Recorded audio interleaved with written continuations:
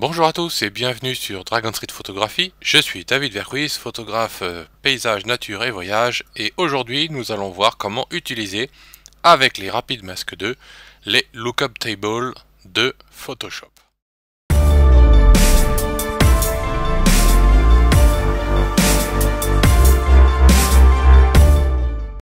Donc nous voilà dans Photoshop et tout d'abord, bien évidemment, vous devez avoir le ticket Rapid Mask 2 de Tony Cooper version 6 ou au moins la version basique que vous pouvez voir ici, téléchargeable sur mon site www.dragonseedphotographie.eu.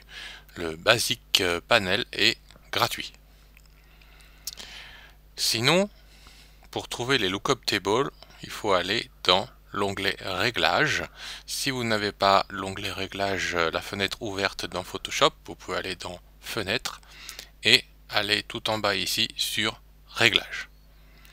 Une fois que vous êtes sur Réglages, vous pouvez cliquer sur Correspondance de couleurs, donc cette petite grille ici, et en cliquant dessus, on a donc dans Propriétés, Fichier 3D Loot qui s'ouvre, et vous allez pouvoir choisir par exemple parmi des presets. Ce sont des presets qui sont offerts, donnés par Adobe dans Photoshop, surtout pour Photoshop CC, pour les personnes qui ont l'Adobe Creative Cloud. Alors ici par exemple, je les connais un petit peu. On peut utiliser les couleurs d'automne ou les couleurs ambrées. On va donc cliquer dessus et comme vous pouvez le voir, ça donne une couleur ambrée à toute l'image. Donc on va jouer avec les correspondances de couleurs classiques, avec d'un côté le côté jaune doré et la couleur complémentaire opposée qui va plutôt être bleutée. Je vous propose de mettre par exemple dans les hautes lumières la couleur ambrée et dans les ombres une tendance un peu bleutée. Donc ici, comme vous pouvez le voir, j'ai le casque de réglage correspondance de couleur 1 qui vient de se poser et j'ai mon masque ici qui est sélectionné. Dans le Rapid Mask 2, je vais cliquer sur Masque, ce qui va permettre de automatiquement appliquer le masque ici sur la correspondance, le calque de correspondance de couleurs au fur et à mesure que je vais sélectionner mes calques, mes masques à la volée. Donc, par exemple, je clique sur le 1 et on voit que j'ai un masque qui est appliqué automatiquement. Si j'affiche le masque, voilà à quoi ressemble le masque, et donc ma couleur ambrée va se mettre sur les hautes lumières et absolument rien dans les ombres. Maintenant, si je veux aller plus loin dans les hautes lumières et resserrer mes hautes lumières, par exemple ici, c'est principalement sur les reflets et de moins en moins appliqué.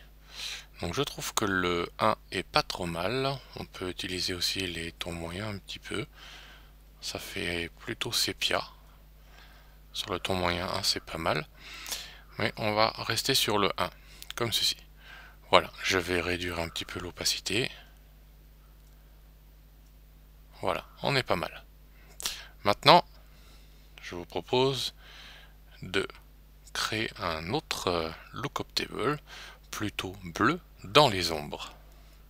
Donc pour choisir un lookup table bleu, je vais d'abord désélectionner mon calque ici, parce que sinon, si je clique dans la liste déroulante et que je choisis par exemple Fuji ici, en fait je vais modifier mon lookup table du calque sélectionné.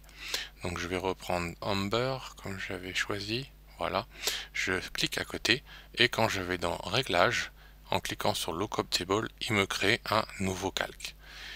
Je vais donc choisir un bleu, Aurore Blue, c'est un peu horrible,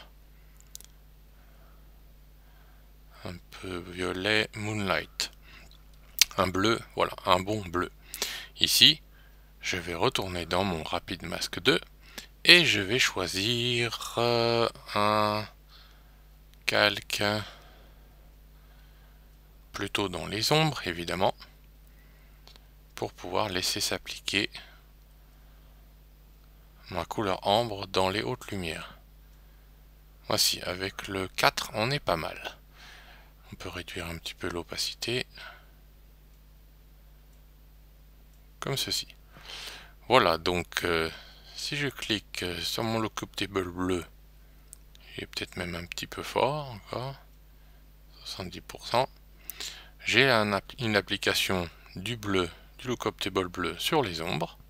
Grâce à mon Rapid Mask 2, je peux voir le masque en cliquant sur Alt et le masque. Voici le masque. Donc le bleu des lookup table s'applique dans toute la partie blanche et presque rien dans la partie grise et noire. Et en dessous, j'ai mon lookup table des couleurs ambrées dans les hautes lumières. Voilà. Maintenant, comparativement au calque d'arrière-plan, voilà avant, après. J'ai perdu un petit peu en luminosité. Ce que je peux faire, c'est retourner dans les réglages et cliquer pour prendre une courbe et recréer un petit peu de lumière avec un tout petit peu de contraste comme ceci. Voilà pour l'utilisation du Rapid Mask 2 avec une application automatique du masque et les lookup tables de Photoshop.